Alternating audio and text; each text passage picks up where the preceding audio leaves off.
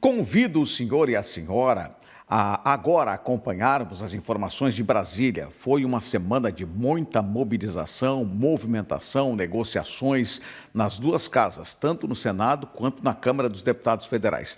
As informações de Brasília agora com o presidente do Partido Republicanos em Santa Catarina, deputado federal Jorge Guetem, já está aqui na tela da TVC para trazer as informações da movimentação de Brasília. Nós tivemos duas pautas importantes na capital federal, deputado. A primeira delas foi justamente a PEC da blindagem e também agora a aprovação da urgência para o projeto da anistia. Boa tarde, deputado Jorge Guetem. Boa tarde, Saul. Obrigado pela oportunidade. Aproveito para saudar a todos que nos assistem. Muito bem. Vamos falar sobre a PEC da blindagem, né? Algumas pessoas questionando, principalmente com relação à presença aí na PEC da blindagem de presidentes de partidos. Mas eu gostaria que o senhor avaliasse, falasse do seu voto e também da importância da maneira com qual o senhor votou.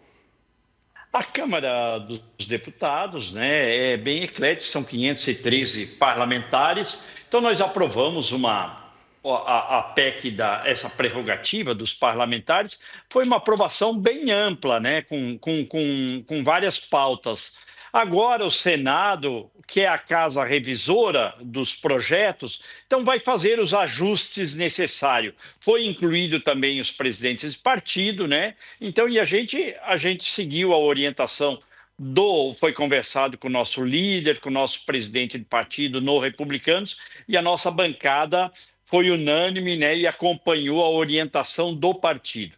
Quanto aos presidentes de partido, a maioria dos presidentes de partidos, eles já são parlamentares. Tem 2 ou 3 partidos que não é parlamentar, o resto é tudo parlamentar. Então, pouca coisa se diferencia ou mudaria, né, do projeto, incluindo ou não os presidentes de partidos. O Senado vai fazer sua avaliação com mais calma, com mais tempo, né? Mas não podemos, nós parlamentares, não podemos nos eximir, né, da nossa responsabilidade. Aprovamos isso e se o Senado revisar, volta para a Câmara e daí a gente vai ter até mais tempo de avaliar, né, se temos que fazer algumas correções nesse sentido. Mas veja que a PEC, ela traz um benefício. Nós tivemos há pouco tempo a cassação do mandato do deputado Deltan Dallagnol da Lava Jato, certo? Ele foi cassado por 8 ministros.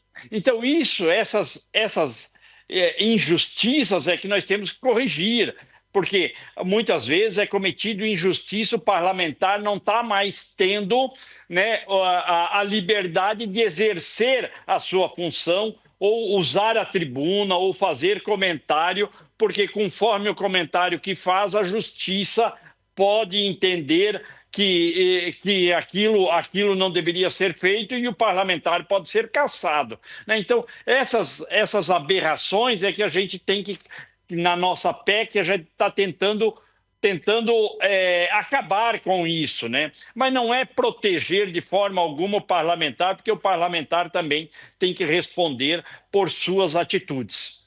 Certo. Olha, foi muito questionado também, eu quero te ouvir sobre isso, a inclusão do voto secreto. Por que tem que votar de forma secreta? Essa é a pergunta que muitos eleitores estão fazendo. E, claro, o senhor está entre os parlamentares em Brasília e a gente queria te ouvir até para o eleitor saber e ter uma informação precisa diretamente do senhor, que foi justamente eleito por muitos catarinenses para estar aí em Brasília.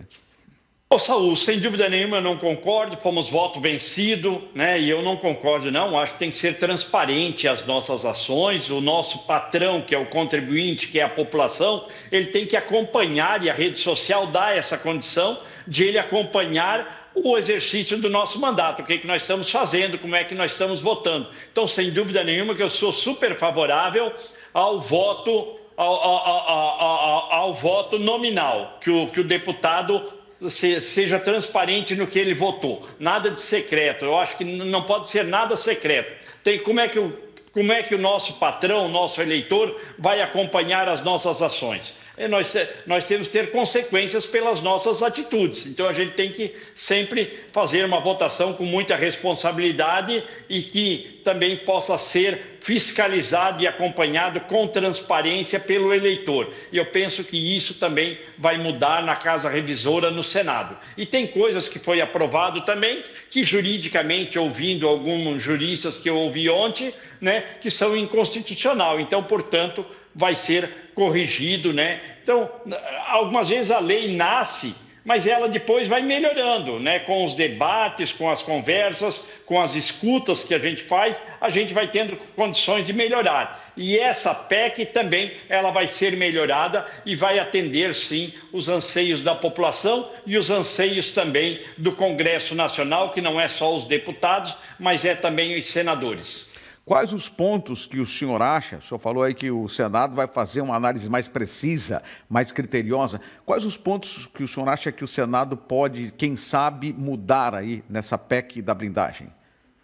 Eu acho que esses 2 pontos que você colocou, o Senado vai mudar. Presidente de partido e o voto secreto. Porque nós mesmos, na Câmara, nós já tínhamos derrubado esse destaque do voto secreto. E depois, novamente, voltou e daí foi mantido. Então, portanto, na Câmara já não era um consenso.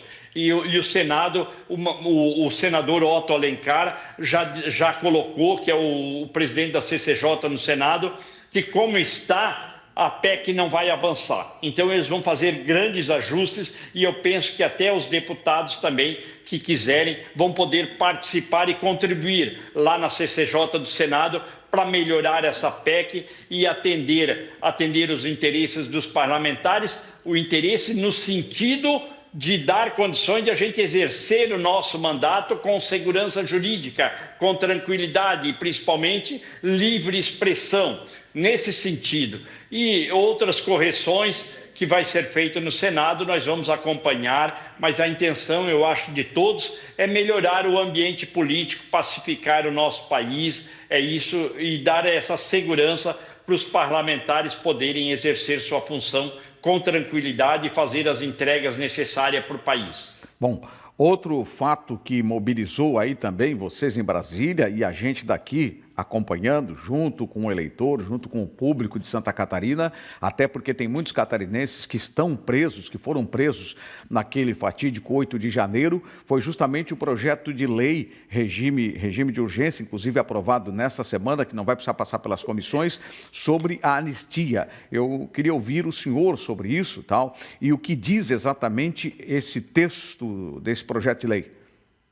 Esse texto ainda está sendo construído, nós só aprovamos a urgência disso, né, e o texto está sendo construído. Foi em cima de um texto antigo do deputado do Crivella, do Rio de Janeiro, né, mas agora o texto está sendo construído pelo relator, pelo Paulinho da Força Sindical. É um cara de diálogo, está dialogando com todos as instituições, ouvindo várias lideranças, ouvindo governadores, ouvindo lideranças partidárias, ouvindo o judiciário também, se necessário vai ouvir o executivo, para construir algo de consenso. Não vai ser aprovado, com certeza, não vai agradar a maioria, não vai agradar todo mundo, mas vai agradar a maioria. E, principalmente, né, o texto tem que atender. É o que a sociedade quer, eu acho que isso é um consenso, é a dosimetria das penas. Né? Não podemos aceitar calado ou indiferente, né, que uma pessoa,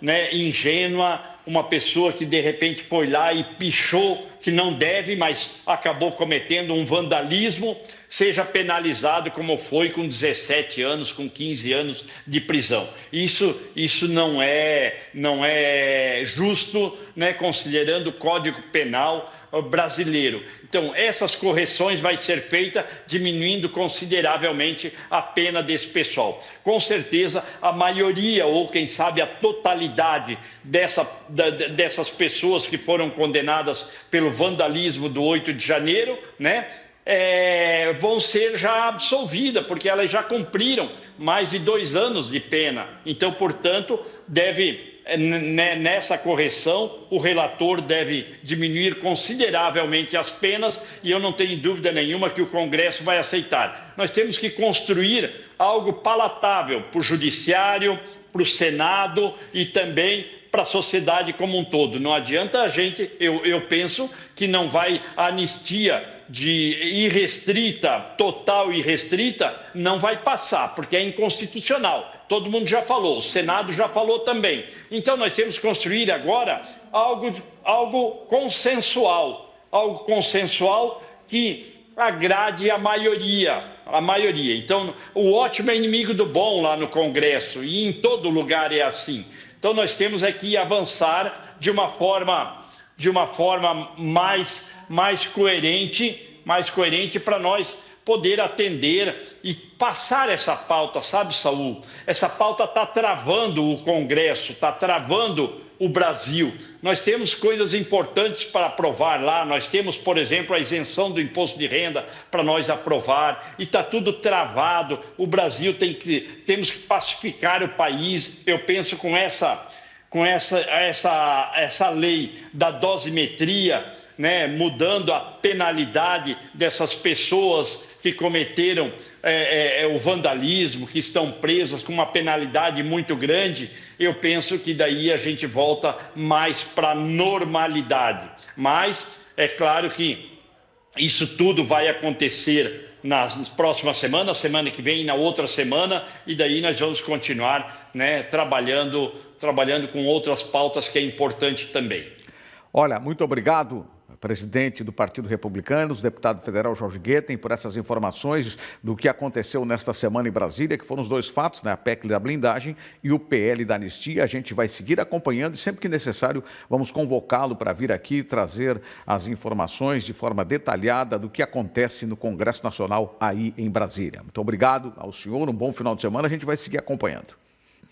Obrigado, Saul, um abraço para vocês e um bom final de semana. Me coloco à disposição. Muito obrigado ao deputado federal Jorge Guetem. E agora eu te convido a assistir uma matéria especial com relação à DPCAM aqui de Balneário Camboriú, que vai passar por uma reforma e também ampliação. A prefeita de Balneário Camboriú, Juliana Pavan, entregou à Delegacia de Proteção à Criança, ao Adolescente, à Mulher e ao Idoso, a DPCAM, o projeto executivo de reforma e ampliação da Sala Lilás da unidade. A gente precisa ter um ambiente mais intimista para que a pessoa se sinta mais confortável quando vai relatar o seu problema.